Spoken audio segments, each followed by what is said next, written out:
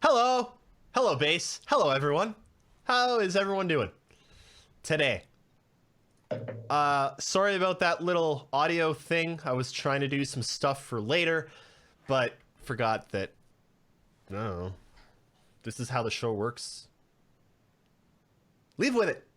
We're not CIG stream quality. We started on time. It's true. Exactly on time. I even cut the music short so we could start on time. That being said, let's get into the intro. Okay. Hello, fellow listeners. Welcome to this most periodical of podcasts where I must pose the periarterially pernicious patent. If the word barbarian comes to us from the Barbary coast, should it not be pronounced barbarian? Here to help me answer this and many other questions is that most hairy barbarian, Nakara, whose most barbarous acts are filled with barbs and barnacles, for he is an ocean-faring barbarian braving the bluest of seas. I'm also joined by Shiver Bathory, the most bathed Barbary barbarian to ever blather blindly about his balneography is the most balneological of books. Canadian Syrup, on the other hand, speaks blindly of bullets, Barbaroussa, and has a bifilar Babidius baculum. And I'm David, a most bland Bavian who could probably use a Bursatrix. Welcome to the podcast, shit.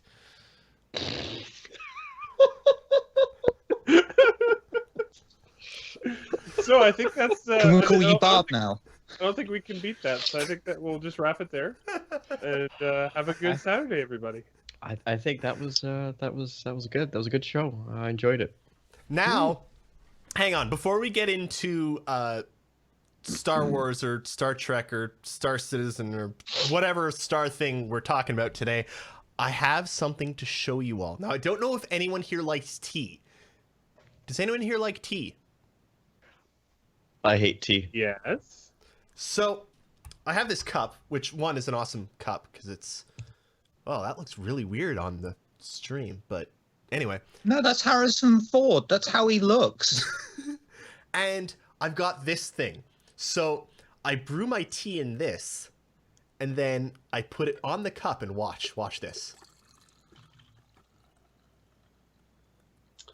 It urinates into your cup. Did you get that I from can't help David but feel that this was T? just an excuse so you could just pour yourself a cup of tea, basically, and you forgot to do it before we went live. Shiver, I have had absolutely up to here with your logic and reasoning. Screw you. Let me pour my tea how and when I so choose. See, I just have my mug here. Yeah. And then I have my Exo diffuser that goes right in the mug, and then I just pull it out when I'm ready and put it on my little cup holder. Yeah, I do that at work, but I decide this thing looks more high-techy and it's cool. And I have kitties that change color when it's hot. I have So, I drink black coffee and I dunk Oreos in a Hobnobs mug. Because anarchy. They could throw me in the Tower of London for that here. so I'll tell you right now, I don't have tea on me, but I do have this thing. It's pretty cool. Okay, he that's wins. nice. He wins. It's not bad. An I like it. Eisenstein. I like it. That's good Stein. So, speaking of Steins, let's talk about some Star Citizen. What?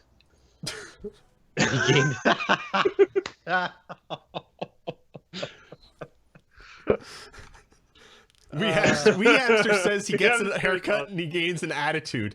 Wee Hamster, I've always had an attitude. It didn't come when this went away. I think No, the hair it's not just you. pats it down a little bit. Honestly, It's I not- miss my hair. It's not Really? that you always I have know how that, you feel. just Italian. That's all there is to it. Yeah, I am Italian. Ugh, man, Italians, I tell you. Just the worst. No, Italians, not Italia. Tell you? Anyway. What are we talking about? Star Citizen. Oh, okay. So I want to update everyone on the saga of my missing bow ties. As many of you probably know, I used to wear a bow tie every week, and sometime late last year, I decided that I wasn't quite pleased with the stuff coming out of CIG, so I decided to put my ties away on protest. they're not back this week, but if things continue, we may see the ties back soon. So, are they on high titus? Sounds like a disease. It was really close, Shiv. It was really close. Wasn't it? You just missed it by a hair, but it was really close. It was really close. What else Shiver, in news? Stop tying yourself into knots trying to think of good puns. Not again. Okay, so news for this week. Most important things. ATV was pretty good this week, I thought. I hear that there was some complaints about it because it didn't show things, but we'll get into that after. Just okay. Get to the news part. Yeah, let's get through the news part. Chris Roberts is going to be in Europe for the next couple of weeks. Probably more Squadron 42 work, which is always good. 2.6.1 production schedule is up on the site. I actually like that they've put 2.6.1 up. I was slightly worried that they'd put 2.6 and then 3.0 and squad. Like, I'm glad that they're giving us any intervening patch production notes as well. That's good. You know, I like that openness. We need as much of that as humanly possible. Yeah, team's busy with feature fixes and stuff for 2.6.1. Surface outposts. Did you guys see the surface outposts? Because I did. Those are awesome. I gotta. Can I take a second here? Yes, do it. Mm-hmm. I gotta call them out on something. Oh no. The second one, some of the rocks are floating in the air. Totally broken, Travesty, unplayable, 0 on 10. Scrap it all. Fire everyone. It's Contacting over. support for my refund right now. Yeah. So I thought the landscapes look a hell of a lot better now. Like, remember what I was telling you on our call? Yeah. The ground clutter. Every time we see pictures of the planets, the ground clutter's gotten better. Every time. I'm gonna make a really weird analogy here because I've been starting to learn to draw in my spare time because it's fun. And like I've noticed, I've been doing it, you know, drawing pretty much the same things over and over for about 3 weeks, and you can look at my drawings and see the increase, like the improvement in quality as minimal as it is. But I feel like we're getting that with CIG's land stuff as well. Like it's not like they said, this is good, move on. It's just keeps getting better. You know, I mean, yeah, if you remember back to the first time we actually saw some of their work on the planets and like that little guy running around and he was clipping through all sorts of stuff. There were no ground textures whatsoever of any kind. It was just gray. Yep. It's come a long way. It has a long way to go, but you know, it is actually moving forward. So let's talk AI, because this week Tony Zurovec talked AI a lot, and from everything I read, it seemed like a pretty good talk. What do you guys think of the ATV AI segment? I think it was, you know, for someone who has known what the AI will be and all that, it was still good. I always like listening to Tony. He's so passionate when he talks about it. For someone who's new to Star Citizen or just not quite sure what the AI is all about, absolutely watch it. It is by far a really good episode. And you know, it's good to hear like some of the reasons like behind like the vertical slice and why they did it. It wasn't necessarily because the AI subsumption wasn't ready. It was the visual, like the animation and stuff like that. And that's really important because you could have the most amazing logic, but if the AI looks stupid, it doesn't do you any justice. So I think it was good that you know, Tony talked about that. That to me was actually the most important thing of the entire ATV, just the knowledge that, because when they told us it was the AI that held them back way back when they, you know, delayed it and then canceled it, I was thinking that the AI was a lot further behind than it seems like it actually is. Like, it seems like the AI is largely there, but it's not hooked up to all the animations yet. And And yeah, if it doesn't look like the AI is doing what it's supposed to, even if it gets to where it should in the end, if it looks stupid along the way, that breaks it. And it's good to know that they're not, a year behind on AI, I think. Nakara? I think what they wanted for Squadron is they wanted to present this movie perfect motion sequence, really show something off that was smooth, literally a slice from the game that you can look at and go, that's looking really good. But if the AI isn't there, or the animation and the AI aren't there to work in conjunction, you're not going to get the experience they want to show us. So naturally, they're not going to show us. Yeah. Sadly, of course, but at some point we will get it. I'd rather see something done than half-assed. Yeah. Like, I mean, I know there's some stuff like I don't mind seeing like ship textures and stuff like that, but like AI, it's kind of like it's either done or it's not. So. And this is something I've actually been wondering lately, because I was thinking about how most games do it. Like, this week in actually great news, there was an announcement that Eidos and Square Enix are working on an Avengers game.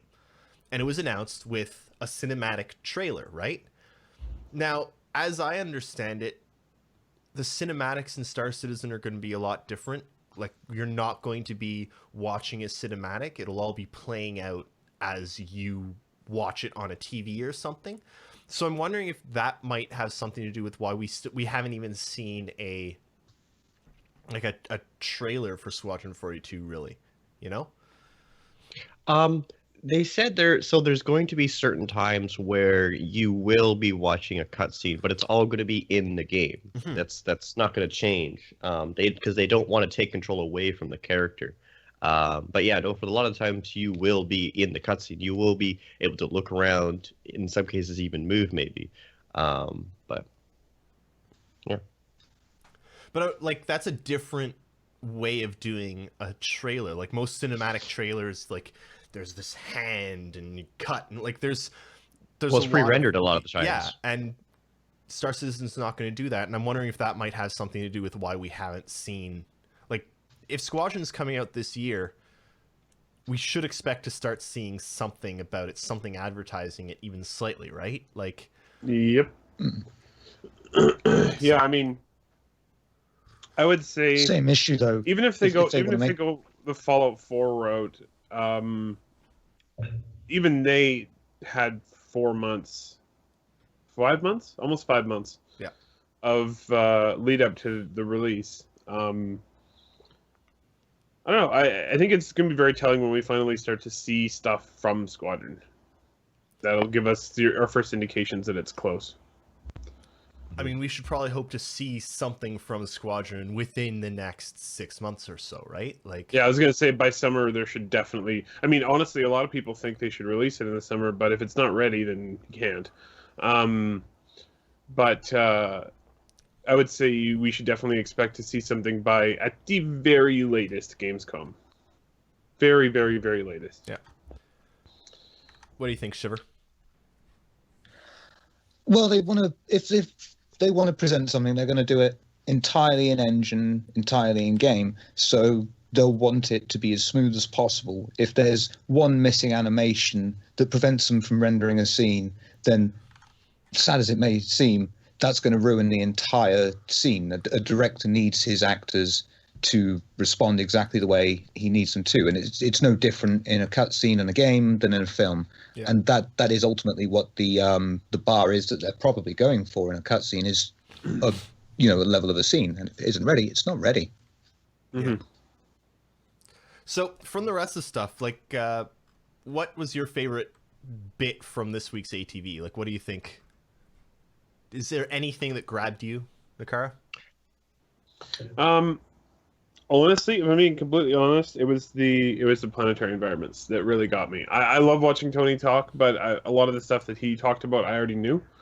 Not necessarily the fine details he went into, but a lot of it was sort of familiar for people who are familiar with Star Citizen.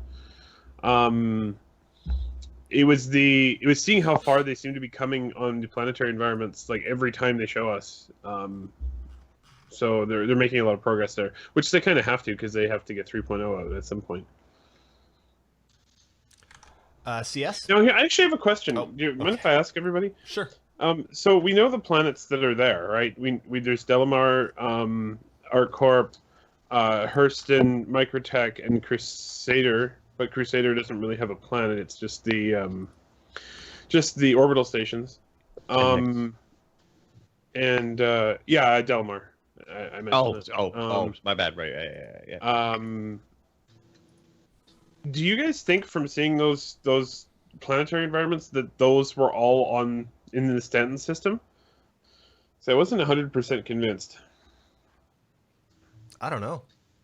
I think the third one was from Hurston, but the other ones I wasn't sure.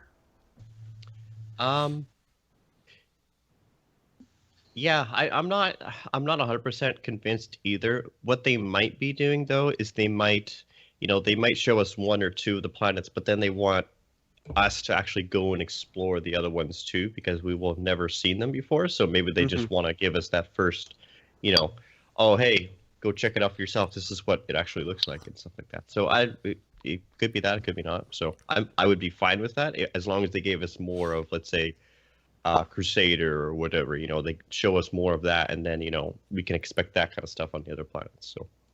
One of the things I'm kind of curious about is there have been a few indications recently that they are working on worlds in other systems, even beyond Odin. Like Odin would make sense because Odin has Squadron 42, right? Yeah. But they worked on Lear for the Homestead demo. There's been a few indications they're working in other star systems as well. I was kind of surprised they haven't just focused down entirely on Stanton, but I guess you can only have so many people work on one system. Yeah, no, I that's probably the case because you can only have so many environmental artists work on one thing.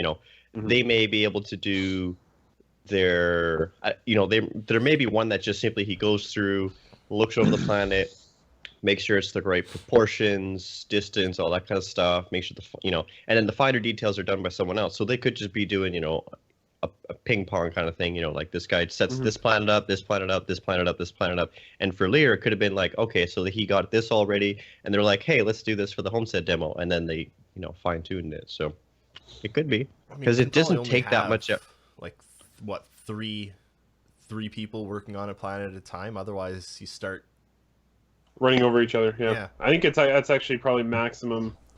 Wee Hamster's got a good point. They could be moons as well, right? I was actually just thinking that too. There's I don't know what, at least probably 8 or 10 moons in that system at least. So because I mean we know Crusader has what, like 4 or 5. So yeah, there are probably quite a few moons as well, and then you also need to have asteroids and other bases as well.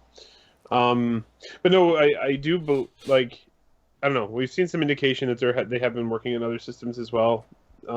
Chris did mention that they are doing some work on Terra Prime because they have to redo it a bit.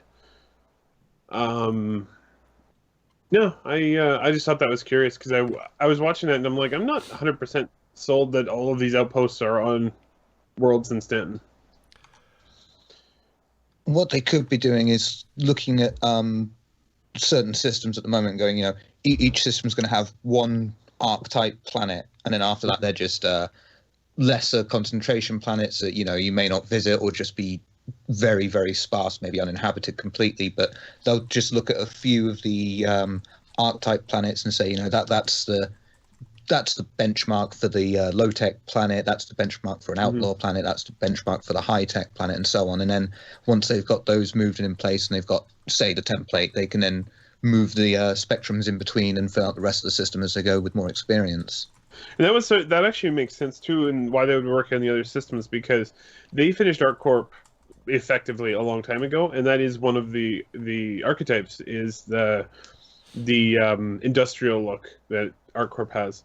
And we already know that all of the worlds in ArcCorp will have the same architecture as all the worlds in Stanton will have the same architecture as ArcCorp, just variations on the shaders and stuff to make it look different. Now we're talking about how you can probably only have 1, 2, maybe 3 at most people working on a planet at a time. It kind of sounds from Happy Hour, they talked a bit about the time it makes to, take armor or something from concept to finish.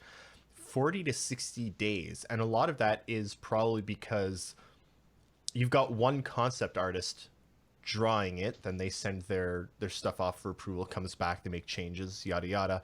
Then you can only have one person at a time working on lots of the equipment, right? Do you think 40 days for a set of armor is too much? Not necessarily. Technically, it's not just one, is it? It's one full suit. Mix and match. You can mix and match. Yeah. But so if let's say you have, what is it, one concept artist and one probably technical artist to put it into the game. Yeah. But you probably have, I don't know, a dozen of those 2-person teams at least. So, I don't actually think it's out of the realm of, I don't think it's ridiculous. However, they'll probably try and speed it up as they go along, just like they have with all the pipelines. Mm-hmm. Well, and the thing is like he said 40 to 60 days. And he actually did say in some cases it could be 20 to 30 days. It really depends on the costume and what they're doing. If it's something completely brand new, like let's say they want to make some clothing for the Xion, if they don't have this specific style that they want, they have to create it from start. Like that was him saying concept, someone actually going, drawing it out, to them putting the finishing touches and putting it in a game. Like it's really not that unreasonable. Some people, and I know it can be hard for people who aren't in development, but even the smallest things can take quite a bit of time depending on what they are. Like putting a checkbox on a website. Well, that seems like it's a really difficult thing to do. Or sorry, it's a really simple thing to do, but it can actually be really difficult when you get into the code. So, and the thing is, he said, t-shirt 4 days. That's a brand new t-shirt. And then you want to make a variation of it. We've already seen in the whole, what was it? This was, I think, back in November or December. They showed a video with didn't even remember which developer was previewing the tech. Was it Eric Carry On Davis? He was showing like how he took the Nomad armor and he completely changed it into something else. Like we already have that tech. Like that's not an issue. It's just you don't want to have the same T-shirt but in a billion different styles because that'll get boring pretty quick. It's different colors, but you see the exact same. So they want to have variety and stuff like that. So, and that's the thing too, right? Yeah, like very hard. You can introduce quite a bit of variety that way anyway. If you create let's say it takes 4 days to create a base shirt, you can probably have a few different variations of that shirt for not much extra time, just by changing colors and logos and stuff. So you might create one shirt, but you might actually end up with 3 or 4. Yeah. Now, shirts won't be too much of a problem, I'd imagine. You can probably just switch out logos and stuff. But let's talk armor. Armor is sets. a bit of a different deal. Yeah. We know that there's light, medium, and heavy.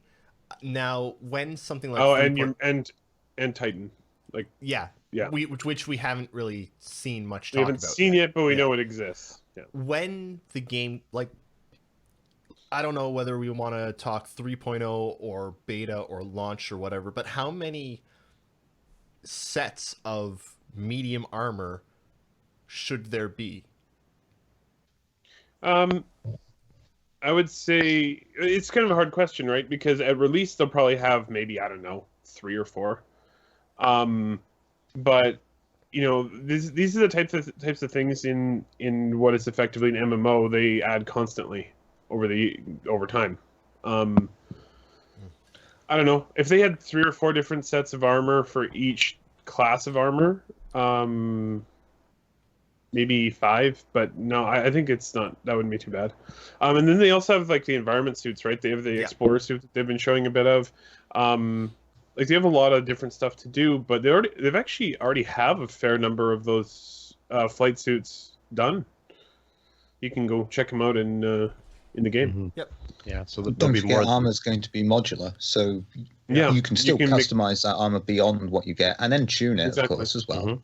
You Yeah. can do color, and then there's the whole variation of like the statistics of them. You know, you could have someone who's made a medium armor specifically designed for, let's say, I don't know, a chemical environment or something. I don't know, like something that'll give you resistance to radiation. You know, there's going to be a lot of variation in that alone. But it's definitely, the more they can get out there, the better, because it can kind of be like World of Warcraft, where you suddenly start to see the same armor but just different colors. So Yeah. you know, as long as they can make some meaningful changes, and they are able to do that too. You know, they could have the same visual, like aesthetic, but they could really fine tune, like make the materials look completely different as if it's a different armor. So, and yeah, it was Forest. Thank you, Innovis.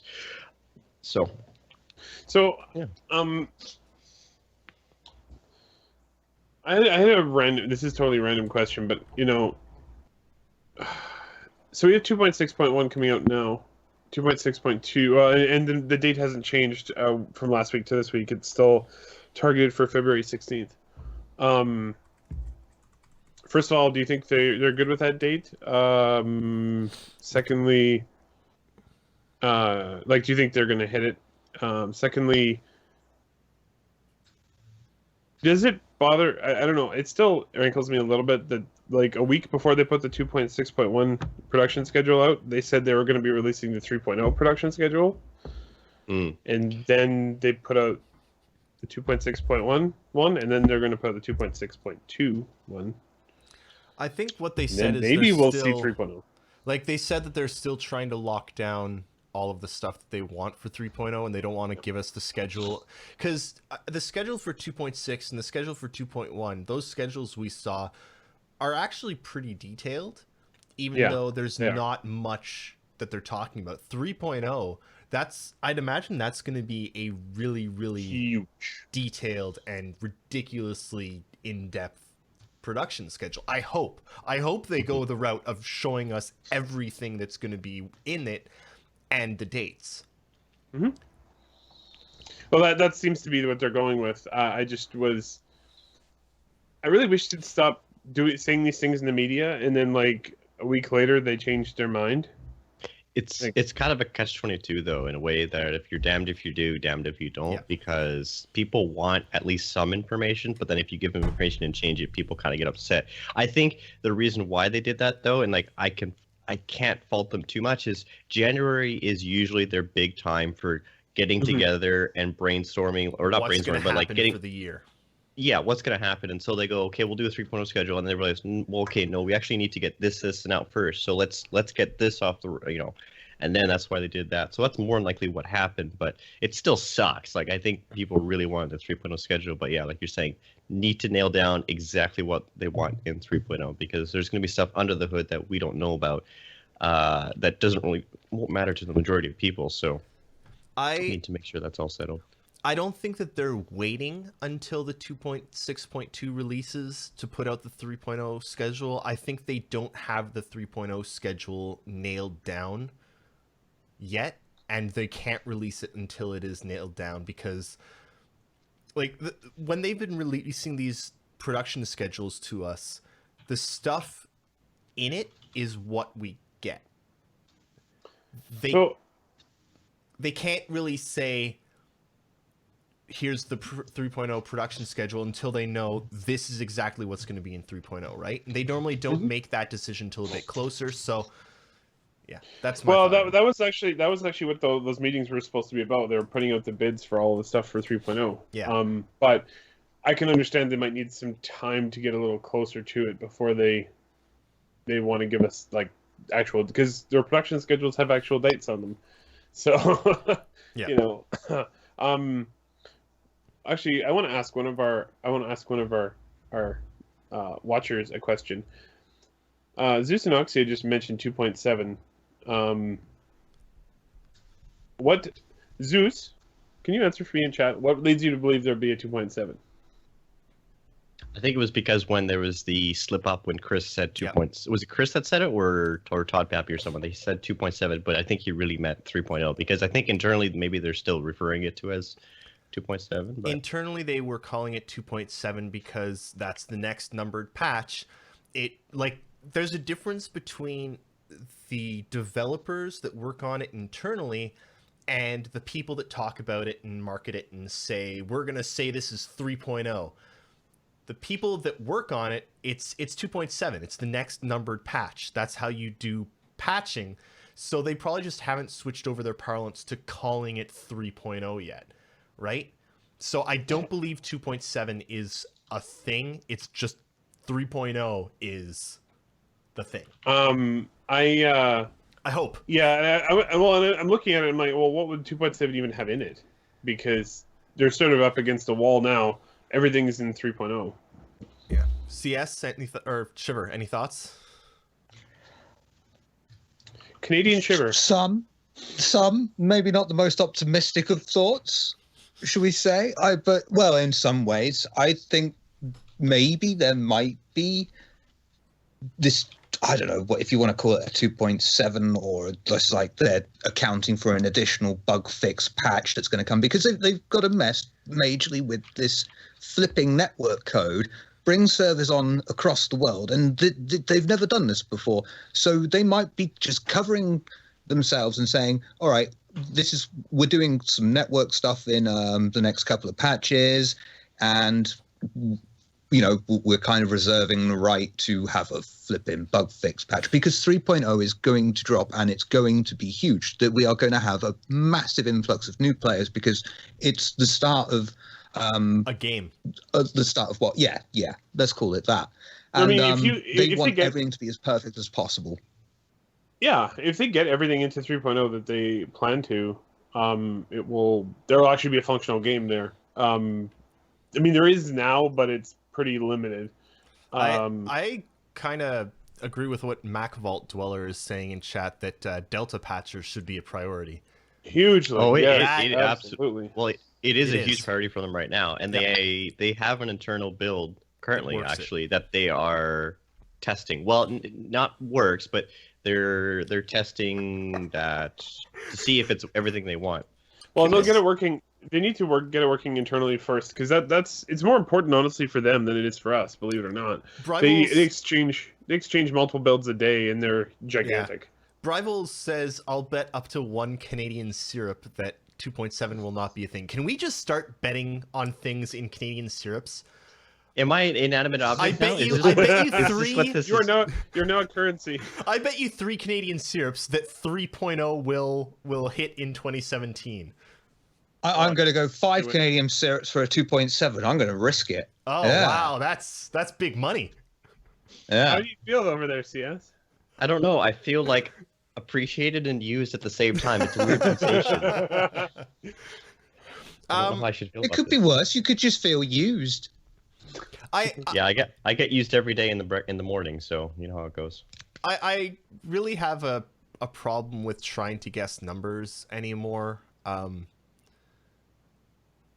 They're quite logical. But they just progress naturally. It's last year CIG tried to do this thing where they'd have a patch every month and a half, like a major number patch every month or a month and a half. That did not work. They were close at times. They were close at times, but then they were also very, very far off at times. I think the problem they ran into is that they tried to do what Google does with Chrome on a pre-release product, and that just didn't quite work. I think maybe once they're live, they can do it. I'm really, really hopeful for the 3.0 series because it seems... I don't know, for some reason it seems more laid out to me than other stuff. 3.0 is big. We need 3.0, but after that, it's normally one new gameplay feature and a few new ships. Now, the ships aren't really a problem. CIG have kind of got the handle on ships at this point. They're good at ships. Yep. They sure are. It's really just the gameplay feature itself that's going to be the issue, and I don't think... I mean, considering they're probably working on all of them right now, I can't see them... I mean, we know that they've been working on mining and asteroid stuff for a while. They've probably been working on farming for a while as well. I don't know if I can see it being that much of a problem for them to get most of the 3.0 promised patches out this year, personally. I don't think they're going to get to 4. I don't think they'll hit 4. I don't. But I can see I think them they might get. I can see I them can- I can making the s- farming the 3.4 or whatever it is. No, there was only 3.0, 3.3. 3.1, 3.2, and 3.3. Yeah, I can see them hitting 3.3. It depends when 3.0 comes out. If 3.0 if 3.0 comes out in before the summer, then they might hit 3.3 in December. Yeah. Keep in mind, though, that just because 3.0 isn't released doesn't mean they can't carry on work on other things that were promised in 3.1, 3.2. So we might get a bigger 3.0 than we first imagined. That's adorable. Alcohol. Suddenly it's not so adorable.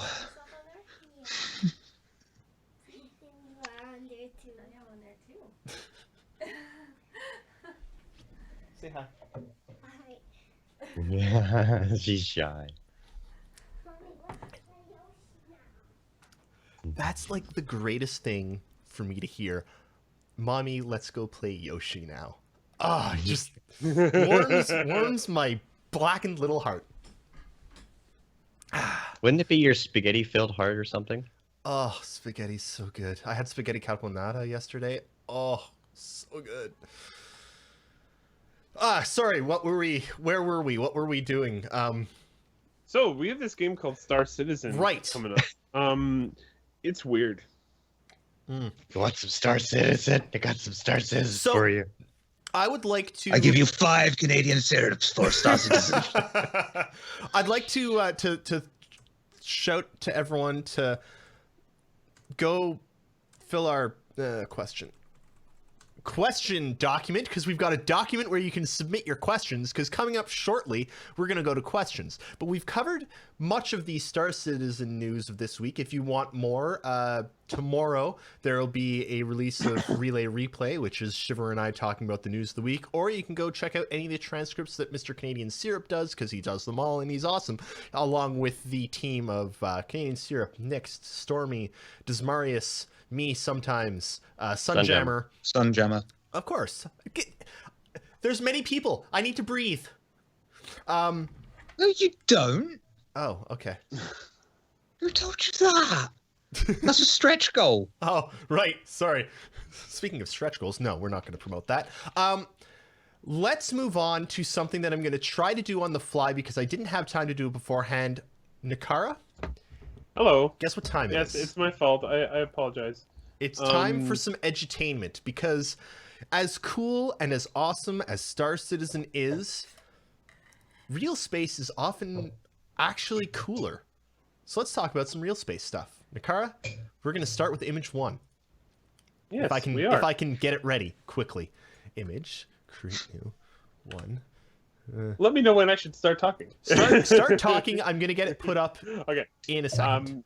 So first thing I wanted to mention, most people know about this, but it's worth going over. SpaceX had their return to flight a couple weeks ago. The Iridium 1 Next launch launched 10 satellites into orbit, and they had a very successful landing of the first stage once again on their barge. This particular barge, called Just Read the Instructions, it was the first time it had ever had a landing on it that didn't result in an explosion. And it's actually kind of neat because the Port of Los Angeles was so excited that they had this rocket coming in. The Port of Los Angeles released their own YouTube video of it coming back into port.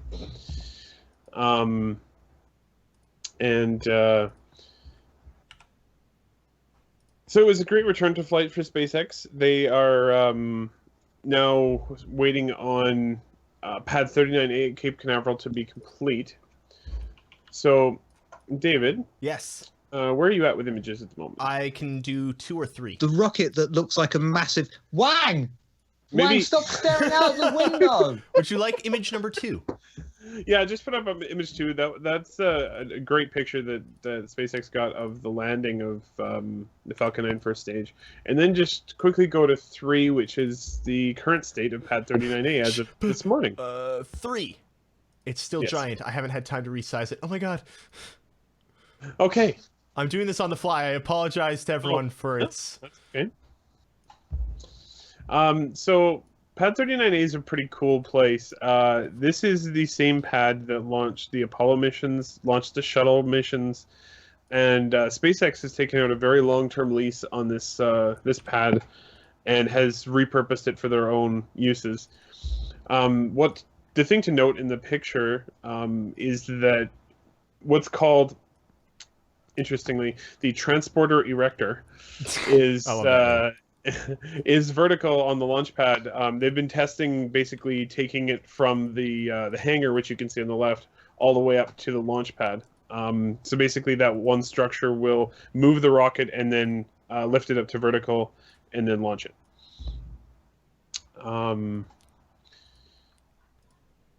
How are you doing, David? I'm up to 7. That guy's Excellent. head is massive if it's part of the SpaceX landing pad. So What number would you like? let's go to 4. Okay, 4. As a bunch of people probably heard, there was some hubbub after years about the Google Lunar X Prize in the past couple weeks, because there are now officially 5 teams ready to launch this year. They will basically the idea of the Lunar X Prize is it's small companies or nonprofit organizations or university groups, and they need to launch a rocket or they don't need to launch a rocket. They need to buy space on a rocket and launch a rover to the moon, and then rove 500 meters while also broadcasting live video. Pretty cool project, really.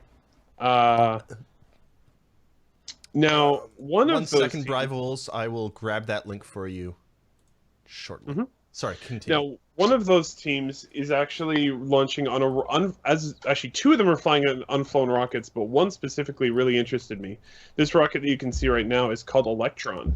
It has never flown, but it looks as though it's getting ready for a lot of flights this year.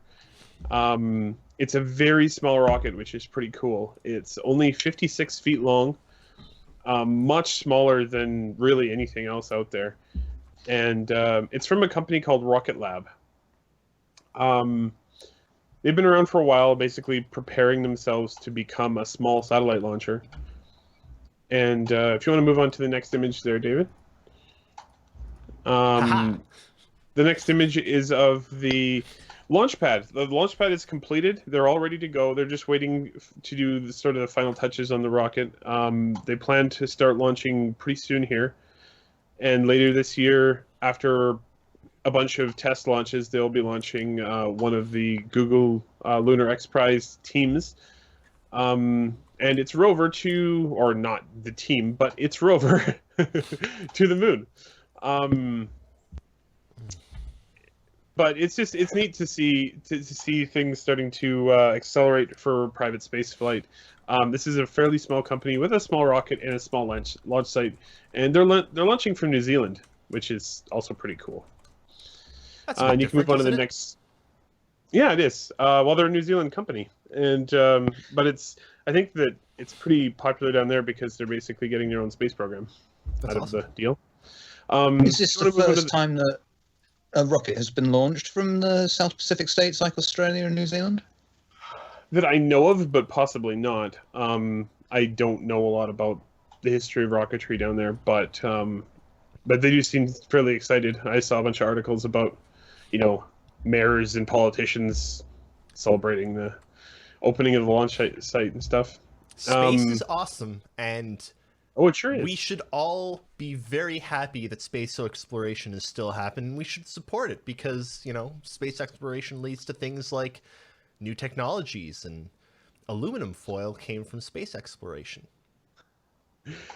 One So of the did things I Velcro. wanted to mention Yeah. is that this rocket, it's 56 feet tall. It's a little bit less than 4 feet across. It uses the same engine configuration, although with much smaller engines, as the Falcon 9 from SpaceX. So it has 8 engines around the outside and 1 in the middle. But the neat thing is that its efficiency. A somewhat similarly sized rocket launched some of the first exploration missions for NASA in the 50s. But but it was 70 feet long and 6 feet across, so still significantly larger. And it only had a payload capacity of 20 pounds. The Electron rocket has a payload capacity of about 350 pounds. It's not bad. To orbit. So the efficiency has gone through the roof. Now, if you want to move on to the next image, this is sort of a different topic. Oh, real quick, how big is Falcon 9, by the way? I don't think some people realize how big it actually is. Huge. The Falcon 9 is 230 feet tall, and it's 12 feet across. It's massive. Much That's basically the Statue of Liberty, isn't it? I don't know, but the Falcon 9 is a large rocket. Now, keep in mind, it's that big, and then the Falcon Heavy, which is going to fly this year, is 3 of them strapped together. I'm gonna make us disappear for a second here, because everyone needs to realize how awesome this suit is. Yes. sorry, Shiver. Sorry, Nakara, but look at that that's suit. fine. So this, what you're seeing now, the spacesuit, is Boeing's spacesuit. They're for the CST Starliner. There are 2 different companies that are going to be doing commercial space flight coming up in the next year or 2. So this is manned space flight. They're going to be sending people to the International Space Station. Boeing is one of the companies, and the other company is SpaceX, of course. I have a question. What are you laughing at, David? Oh, just rivals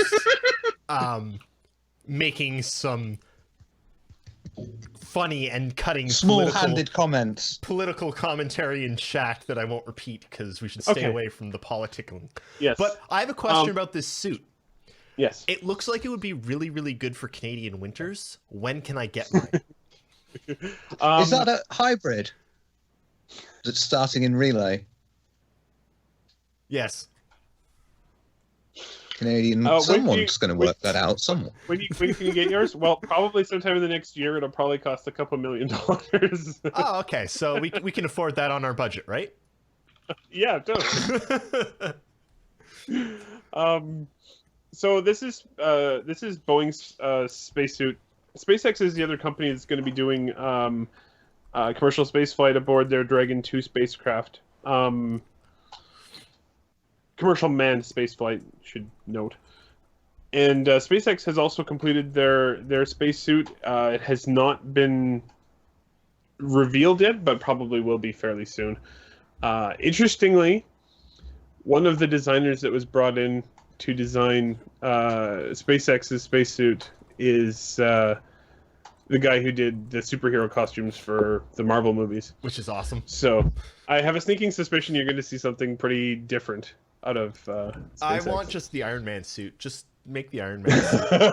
I think that suit, it looks like that Lego guy, the space dude. Remember that? Yes. The blue. Yep. From the Lego Totally. movie. And from the actual Lego sets from way long ago. But from the Lego movie. It honestly... not that long. I remember them too, Shiver. I had those. Jeez. The suit looks really mobile. Like it doesn't look horribly bulky and like constricting. It looks good. One thing I would watch for with the SpaceX one, I don't know if they're going to do this, but I have a sneaking suspicion. This suit that Boeing showed is just for launch and landing. It's very simple spacesuit. However, SpaceX's ambitions go way beyond taking people to the International Space Station. Don't be surprised at all if you see something that could be used on Mars. Yep. Or something that could be adapted to be used on Mars, because they sort of are looking way further in the future. Now, if you want to go to the next image, David. I can. Last summer, the Juno spacecraft arrived at Jupiter, and we haven't got a lot of really spectacular images from it. But now we have. This is an amazing image that was just released of Jupiter from the Juno spacecraft, which as you can see has got very close to it. In the bottom left side of that image, you can see the great red spot from very close. Very little spot now. It's been shrinking, hasn't it? Yeah, I believe so. I have a problem. And I What's that? might be the only person, and it might be weird for me to admit No, this that on a we're all stream. real. I doubt that sometimes about you, Shiver. I look at images Yeah. like this, or images sent from Pluto, or images sent for friggin' Curiosity on Mars, and I honestly start to cry. Like, I Not know that this, bad. They're quite good. this is some of the most amazing things to me that we do as a species. Is like, Mm-hmm. this fucking Jupiter, guys. And yeah, That's fucking Jupiter. and if you understand like the logistics around this, Jupiter's radiation is intense. This spacecraft is going through hell trying to do this stuff. It actually only doesn't have a very long lifespan because Jupiter's radiation is so intense. So getting pictures this close to Jupiter is really cool. It's basically sitting inside the core of a nuclear reactor right now. It's I amazing. still think it's quite cool that we're doing things like landing a flipping drone on a comet. Yes. I think. I mean, they didn't Even if it stick the bounced. landing. But damn, that's still pretty impressive, you know. Absolutely. Some other things I wanted to note is I showed a couple images ago. We showed you the Pad 39A for SpaceX's launches. February 3rd is currently the next date for that launch.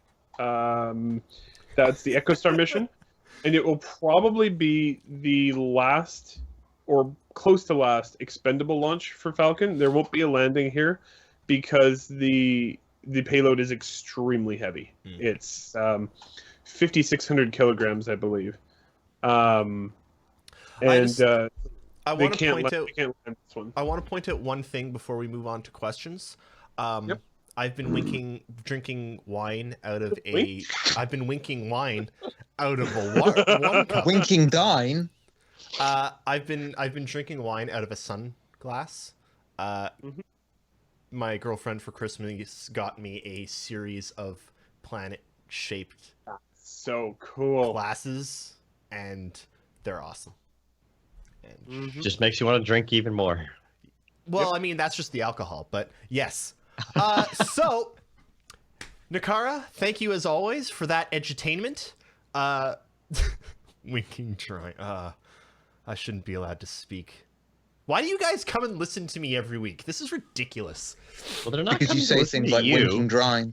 They're just tolerating you. They're here for us, obviously. True. So let's get to some questions. We've had a few people ask some questions. You should always, we should always ask some more questions. Can I just point out the Super Serious said, right, in regards to your glasses, sunglass.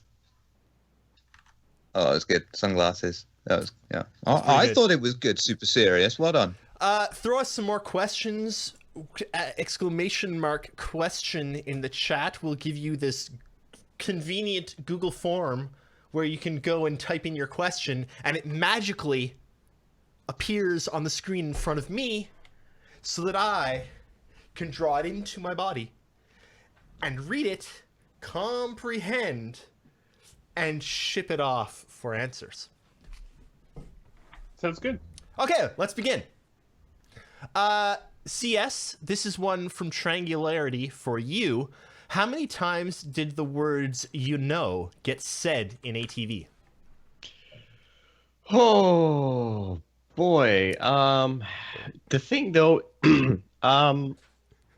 when it comes to transcribing, we don't add a lot of those you knows for the simple fact that it is simply just You know. There's, you know, yeah, you know.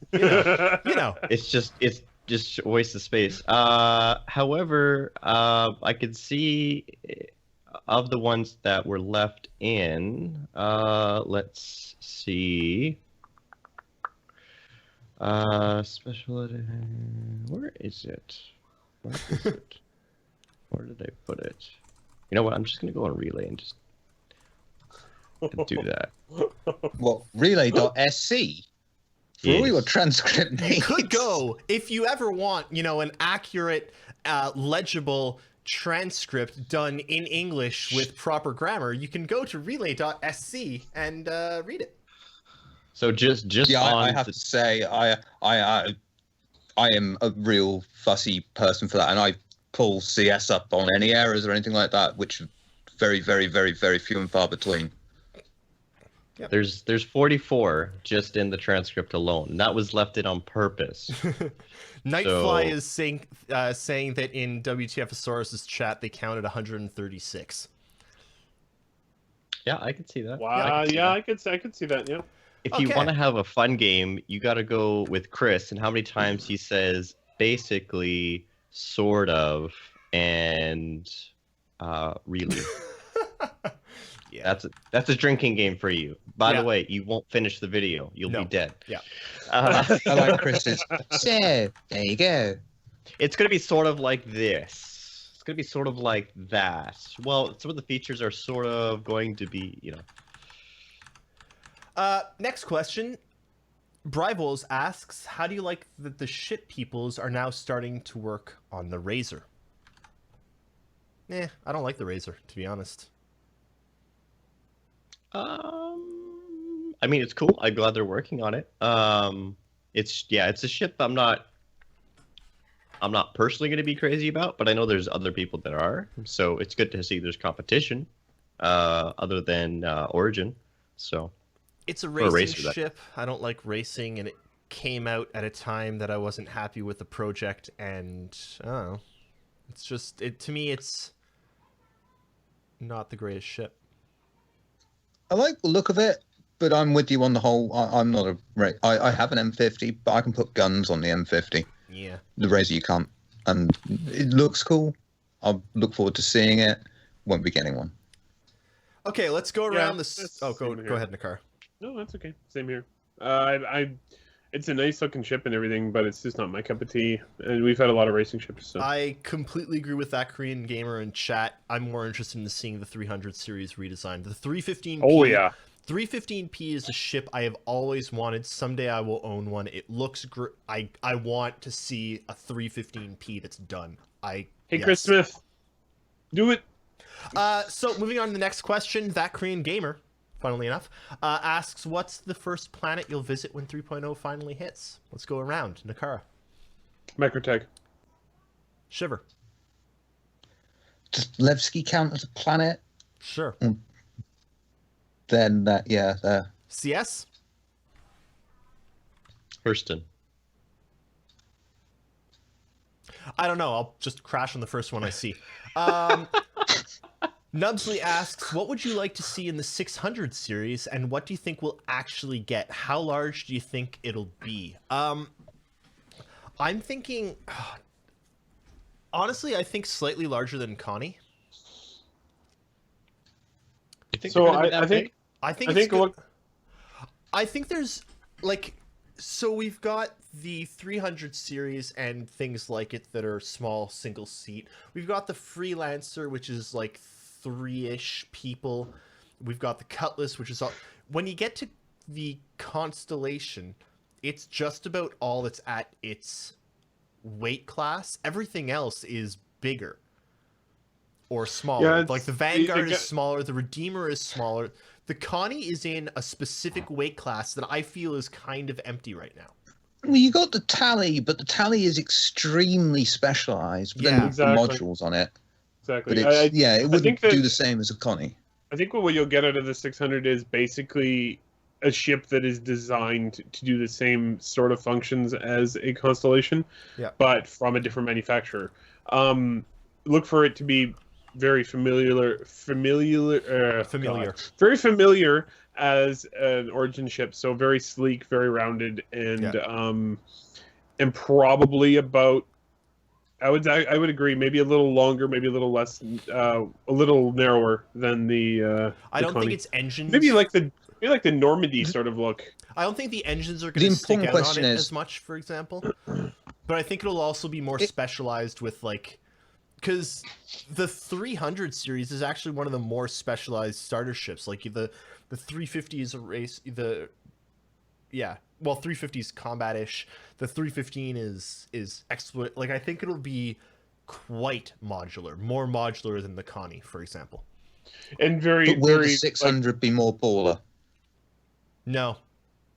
I would actually look for it to be something like the Normandy from Mass Effect. I think that's the direction that I could see them going with it.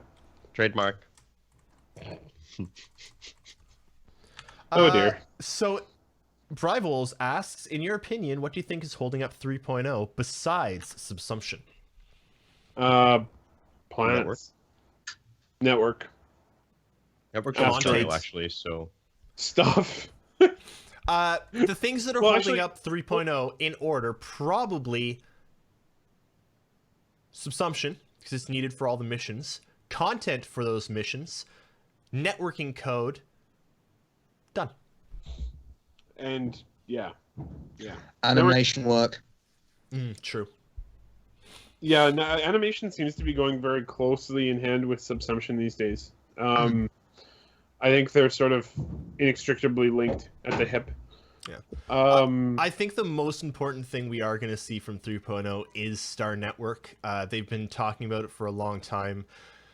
The game is good as is, but 20 people in a server is simply not enough. We have, like, Star Network 1.0 is really going to be the test of, is Star Citizen going to be viable as an MMO? Because they're trying to do more than an MMO has ever tried to do in the history of games. If they can pull it off, it's going to quite simply change MMOs entirely. The question is, can they pull it off? And Star Network 3.0 is when we're going to have an inkling. If Star Network 1.0 comes out and we can get 150 people in an instance, everything's going to change because they can improve on that. If we can only get 30 people in an instance after Network 1.0, then we've got huge problems. Mm-hmm. I think that part will be fine. Especially now that they have Lumberyard to work with Amazon on that stuff. Lumberyard is a good move for them. Yeah, the communication was the only problem, but the actual decision was solid. Like, that is a really good decision. They needed someone that they could develop alongside, and Crytek was, first of all, going broke, and also going a completely different direction. And we saw that like they're launching some like Australian-based servers soon, right? So Australians won't be stuck with 500 ping anymore. That is that is 2.6.2. We're getting worldwide servers. Yeah, because you know what that is? Bam, that's another stretch goal. Because one of the stretch goals was one of the $1 million goals was essentially worldwide servers, and they're meeting that. That is good. Yes. A+ CIG, thank you for finally doing that, because I know that Australia is actually has one of the larger percentages of people, like, of the population that are interested in Star Citizen. There is a huge Australian community, and I mean, I know that they're awake while we're asleep and time zones suck, but they are important, period.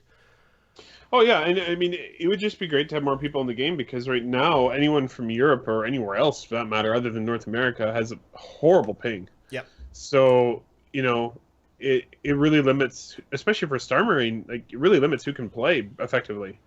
Yeah. So that'll be huge. 2.6.2 will be a good patch, and I really hope they don't try and shove more stuff into it. Keep it as one feature. It is one feature right now. Yeah. One.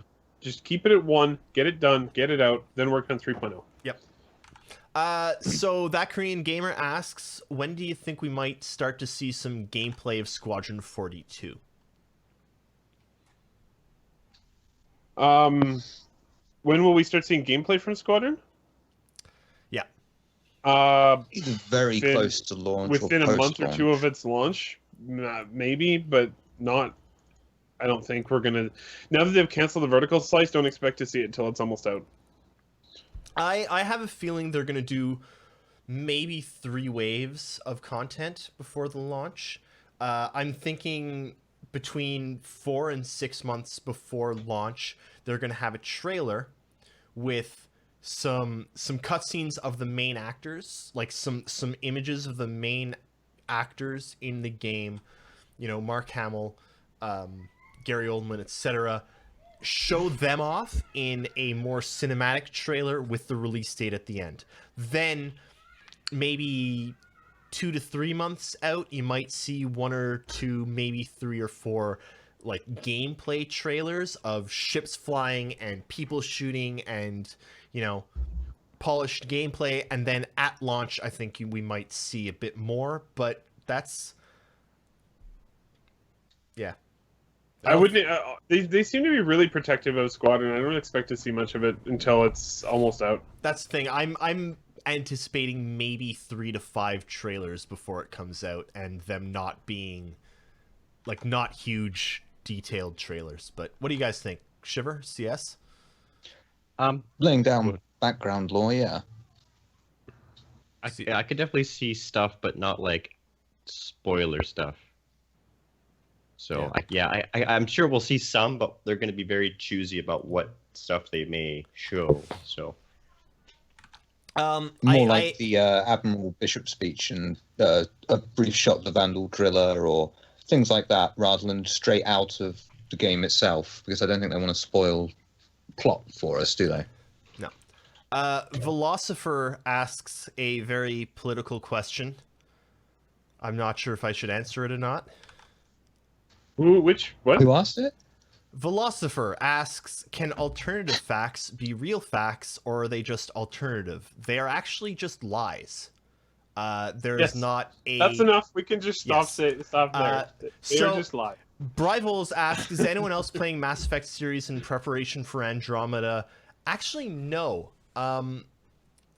Mass Effect 3 left me with an absolutely terrible taste in my mouth that has lasted since Mass Effect 3. I actually don't. You installed it wrong. That's not a drive. I shouldn't have shoved it in my mouth. I know, but to me, the best Mass Effect was Mass Effect 1. It's the one that actually had choice. It's the one that actually had inventory, etc. I'm waiting to see what Andromeda comes up with. I don't even know if I'm going to get Andromeda at launch yet. What EA has shown so far in trailers of Mass Effect Andromeda has, to me, seemed very, very consoleized, and I do not like that in gaming anymore. If I'm going to play a bloody game, it's going to be a bloody PC game. Fuck consoles.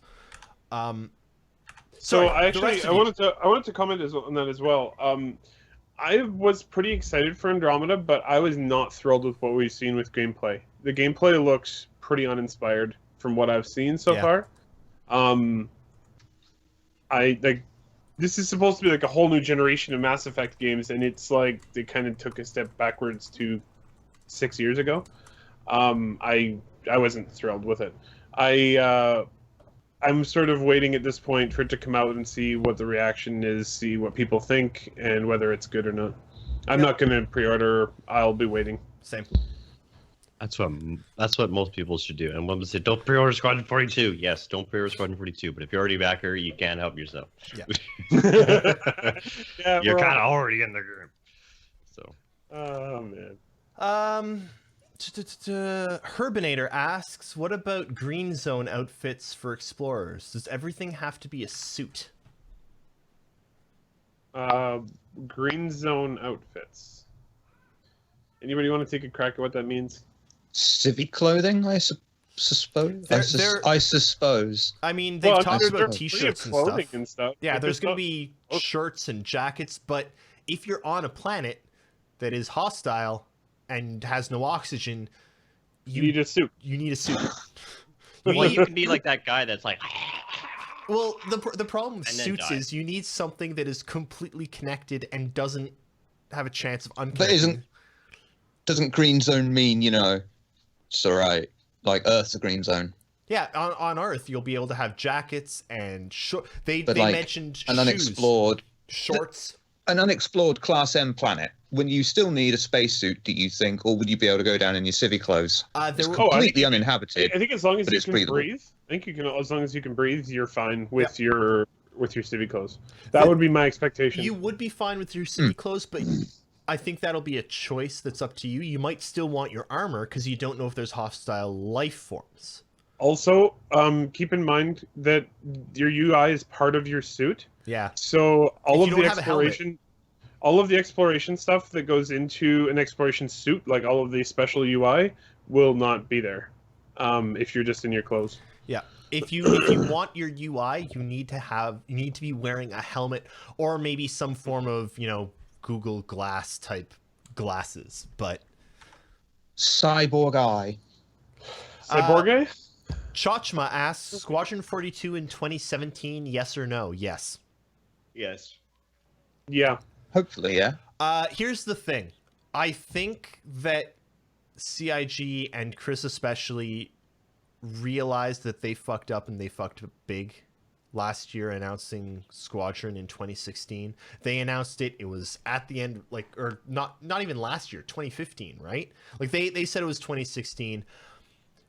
I do not believe that they would announce 2017 at the beginning of 2017 like they did. They said Squadron 42 in 2017. I don't believe that they would make that announcement if they weren't 100% sure that it would happen. Yeah. I'm pretty confident that they'll get far enough. I mean, what does Squadron need, right? It needs ships, it needs AI, it needs combat. The ships and the combat are not necessarily done, but they're close enough to done that they could polish the crap out of them for a release. Really, once Subsumption is in, they're good to go. Yep. They need the AI. The AI is the key bit. AI and animations. That's where they're at. So once they get the AI don't take a year. Once they get the AI nailed down, they should be fine to go forward with it. Shouldn't take a year. No. Shouldn't take a year. Now, keep in mind, though, that they can't really... they don't want to release this at all as a beta. So it might be done this year, and they might push it a bit if they're trying to get better playtesting. I'm not sure. So Richard Bronson asks, what does voxel-based asteroids mean versus the asteroids we already have in-game? That's a good question.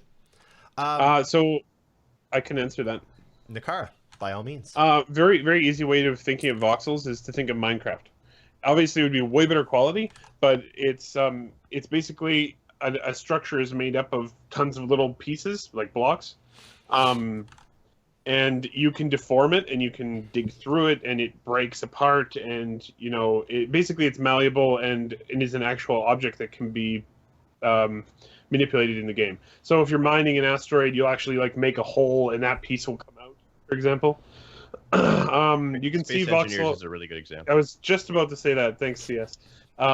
Space Engineers is a great example. In fact, I did that one day. I just drilled a hole right through the middle of an asteroid. They've talked about doing it a few times. I don't know what the status of voxelized asteroids is because they've sort of gone back and forth on it.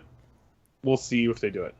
They're pretty in the hands of Frankfurt. Yeah, Frankfurt I can say everything. That because it's been on the monthly report once or twice. So, so I've got two questions here.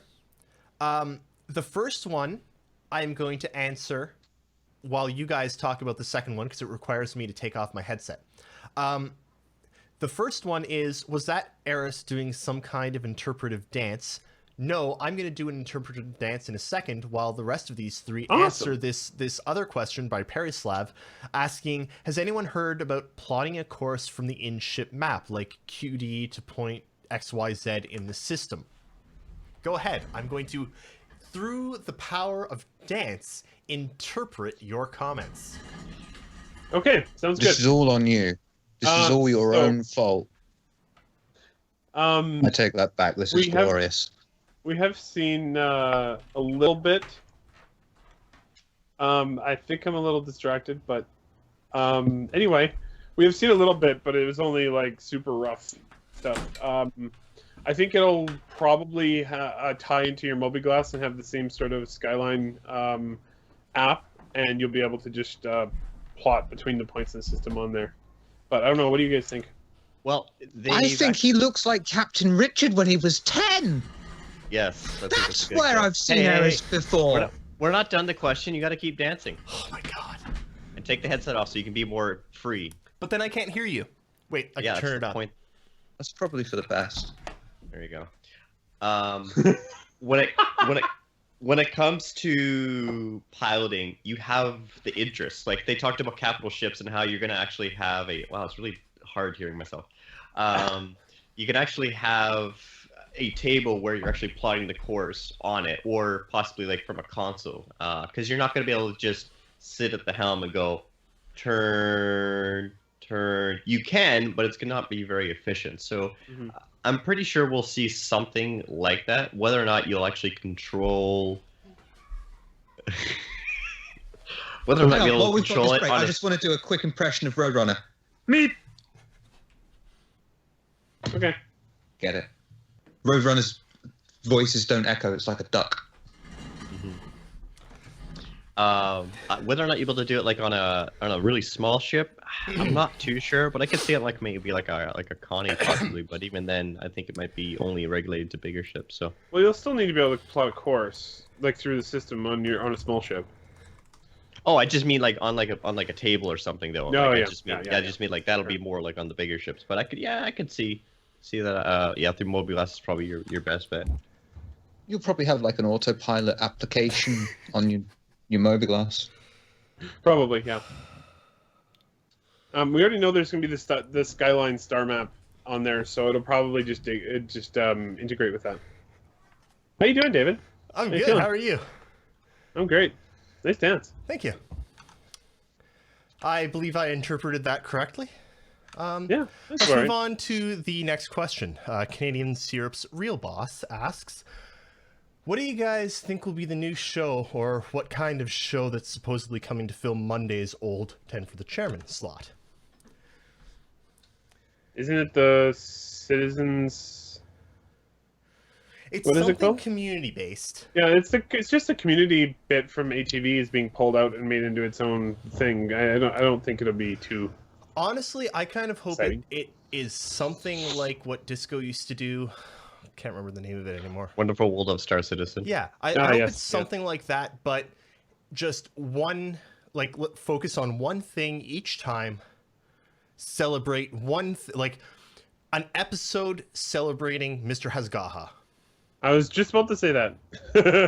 You know, an episode celebrating a particular streamer, an episode celebrating Terralian for all the work he, like, just, and they don't have to be large episodes, just, 5 to 10 minutes saying who the person is, maybe have an interview with them, show off some of the stuff they did, bam, done. The community has built this game. It's really good for CIG to come back and show off a bit of the community, because the community hub didn't do it. So,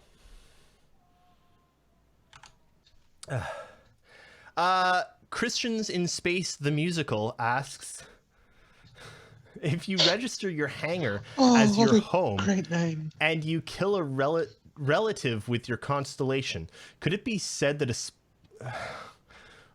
What a great space penis question. was involved in a domestic case? No. I don't really know. That question confused me. That Korean gamer asks, what is your opinion on CIG's decision to add in happy hour every Friday and no more 10 for the Chairman and reverse the verse, I believe? I don't know. Happy hour seems good. Here's where I think, and I'm coming this from the past 2 weeks. Keep in mind that before the past 2 weeks, for about 2 to 3 months, I was very disappointed with the content coming out of CIG. Very disappointed, to the point where I stopped wearing a bow tie. By the way, folks, this is like groundbreaking for David.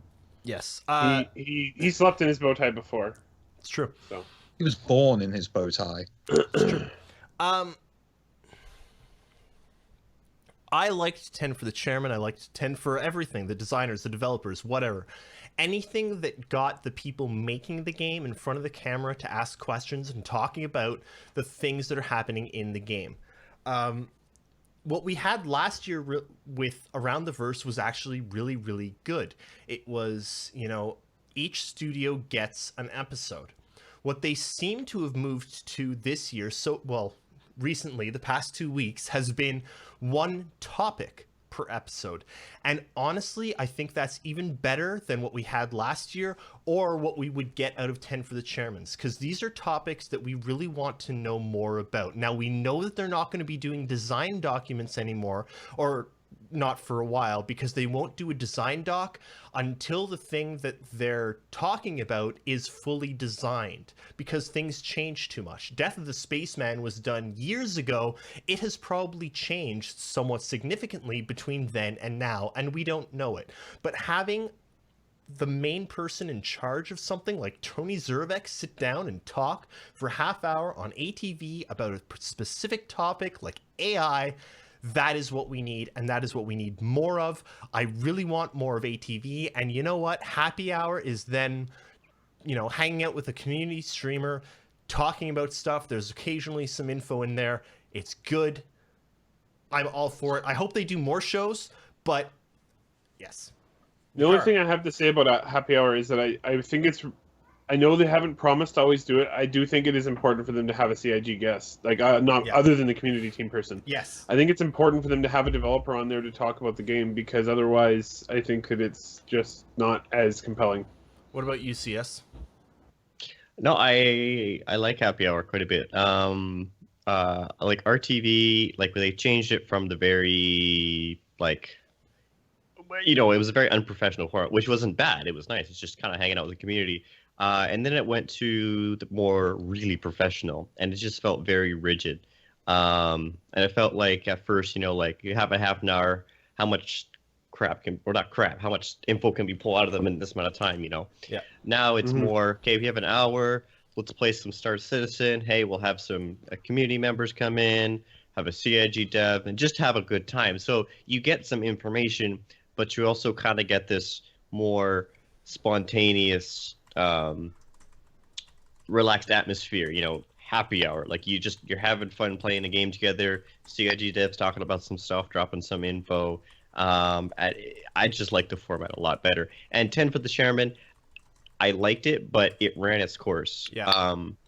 But I think what they wanted to do was they wanted to have it where they'd have 10 for the Chairman, like maybe once a month or occasionally, like when they'd have questions that they could show the stuff for. So it's like, hey, how are the characters doing or whatever, and then show you like that and plans and stuff like that. But I think they just realized, okay, that may not work either, because things change and stuff like that as well. So what would be really good is actually if they do, last week they had, or recently they had the giant thing with a bunch of the main heads, right? Chris, yep. And they need to do that between 4 and 8 times a year. Yes, absolutely they do. They also need to answer questions that people haven't heard the answers to a dozen times. Yes. I enjoyed it, but it really was not anything new at all. Yeah. They need there were lots of good questions in the thread. They just chose the safe ones. I think they have to go outside their comfort zone a bit. Yeah. What do you think, Shiver? I think Miami Bat hit it quite well on the head, with 10 for the Chairman. Chris is busy on Squadron 42, so, slowing him down for an hour, half an hour to answer 10 questions that we all probably know the answers to anyway, it's not worth his time. It's not worth our time. It's certainly not worth our money. It's not worth it every week. I do think they need to have every 2 months or so a sit down with Chris, because let's be honest, Chris is still the head of this company. He's still the reason we've all backed. Like, we backed because Chris is the one making this, quite frankly. Most of us, yeah. The team he's assembled is great, and they're doing amazing things, but at the end of the day, this is still Chris's baby, and it's Chris that makes all of the end decisions. We do still need to hear from him as often as possible, but yeah, every week, because it's not just a half hour that it takes him to film that, right? Like they probably record for 3 hours and then cut, because he talks and thinks about the questions, and like, it's not worth it every week, but something large like the special edition needs to happen frequently. It needs to happen often. It's funny how the correlation between Chris's appearances and the community's approval are tied together. You know, the more you see Chris, the more people seem to be happy. The less you see Chris, the more people seem to be up in arms. Yep. It's funny how that works. And now he's going away for a couple of weeks, so prepare for incoming shitstorm. Yep. We're going to put a cardboard representation of him in the little corner of every CIG production. We should arrange to get a cardboard cutout of Chris sent to CIG so that they can have him in the back. We should arrange to have a cardboard cutout of Chris sent to me so I can have him behind me and say, "Oh, Chris told me that 2017 Squadron 42 definitely." I think that's the reason why they don't want to give one to you. Oh, yeah. And if probably. they did give one to you, they'd do a DMCA notice as soon as that happened because they're like, we can't have this. Yeah. He's spreading too much misinformation. Maybe more questions? We have 5 minutes. I'm trying to get confirmation on one last question, but I don't know. Apparently, we wanted to talk about some of the complaints on last ATV, but I don't remember what that is. Oh, well, I don't know about ATV. Were we going to talk about the concept piece? Yeah. Let's talk very, very quickly about the nature of concept art and the nature of petty arguments on the internet. Concept art is not in-game stuff. It's like you say, hey, that is a nice shelf. I'm going to design something like that shelf to be in my game, and until I can put that into the game, I'm just going to take a picture of that shelf and use it. Exactly. Thank you. It's a temporary... It's what one would almost call... It's a placeholder. A place... Damn it. Thank you. It's what there's used. And here's the thing. Now, there's a piece of concept art that has a little tiny... Nebula that was taken from somewhere in game in Eve. Let me try and trace for you the sequence of events. Someone was contracted, or an in-house, we don't know, was contracted to do some concept art for Star Citizen. They said, hey, this nebula looks pretty good. Let's put it here. Let's put this stuff on the ground. Bam, bam, bam. Done. They send the concept art off to CIG. The person at CIG that receives it, the person in charge of all of these different concept artists, says, hey, that looks pretty good. Let's put it in Shotgun. It goes in Shotgun as a piece of concept art for this planet. That person has no idea that the person who did the concept art took it from Eve. Then someone from the community team says, hey, we need some concept art to put on the site. And they look through Shotgun. They say, hey, this one's rather non-offensive and it looks pretty good. And it's got nothing that will, get us in trouble because it's just some concept art. And they say, Stanton. hey, let's put up this concept art of Stanton. They put it up. They had no idea that the person that originally did the concept art was like, hey, this nebula in Eve looked good. Let's put it into the game. Concept art is so far removed from the game. That nebula will not be in game. It's concept art. It's not used for the game. Just, It's concept. It is a general idea. On a side note, try Eve Online. I think it's free to play. Mm-hmm. It's got a free to play model on it, and if you like it, give it a game. It's The more had me hardcore, for about the 4 more or 5 hardcore you years. The more hardcore you are about MMOs, the more you're likely to like it. It's pretty intense. Yeah. But If you like Excel in PvP, play Eve. And if you like countdown timers, oh man, you'll love Eve. Now, Kratos... I would actually like to comment on something Israel said because he sort of nailed it. It's all in the name. It's concept art. Yep. This is a concept for the game. They're not going to actually. If you look at a lot of the stuff from CIG, if you look at where they build things from, a lot of times they're looking at construction cranes and race cars and motorbikes, and they're taking stuff from all over the place and they bring it all together to create a concept. And that's the same thing that they did with this this scene of Selen. And yeah, they may have taken... Guy said, hey, that's a cool nebula, and he stuck it in his piece of concept art.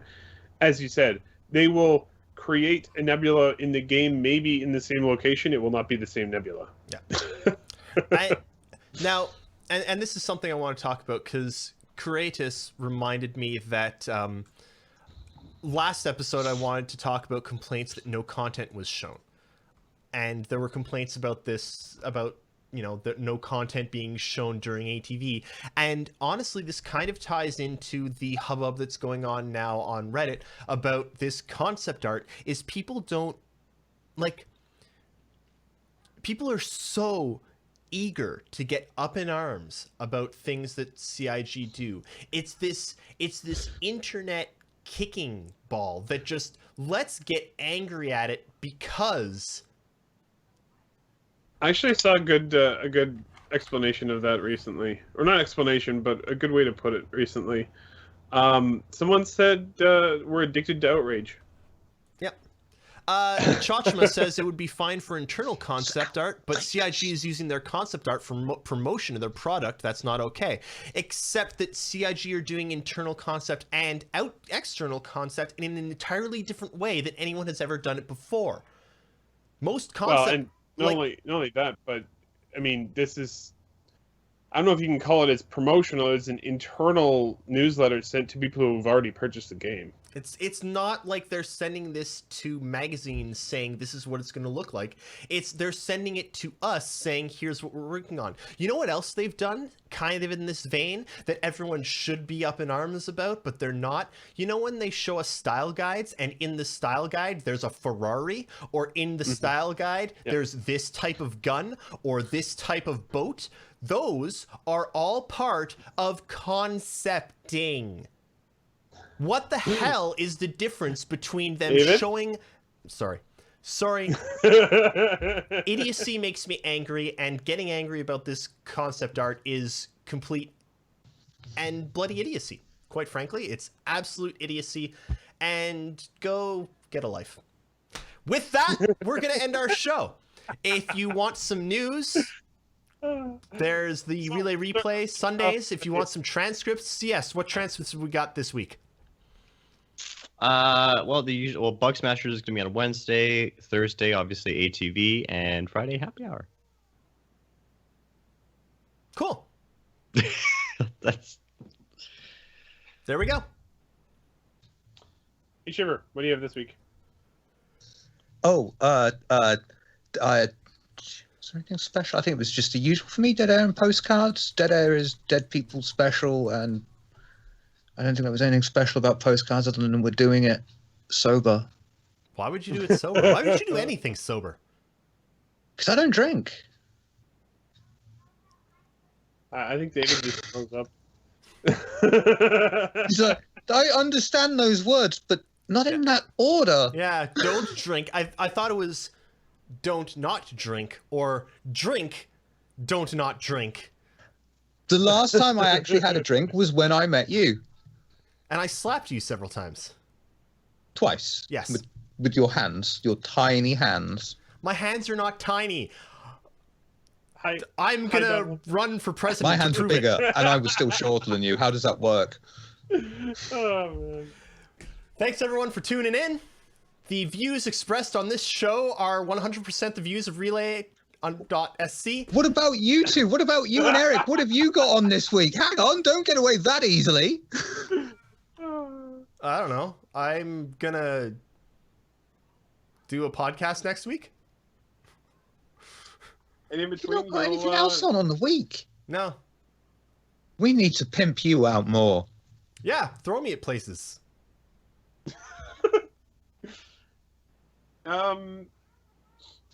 We'll probably have an article or two going up in the coming week. We have some in the hopper. I need to write something, but CIG kind of wasn't doing anything, so it was hard for me to find something to write about. They're doing stuff again, so I'll get something out there. Cool. Well, we'll see you all next week. Thanks for tuning in. See you later.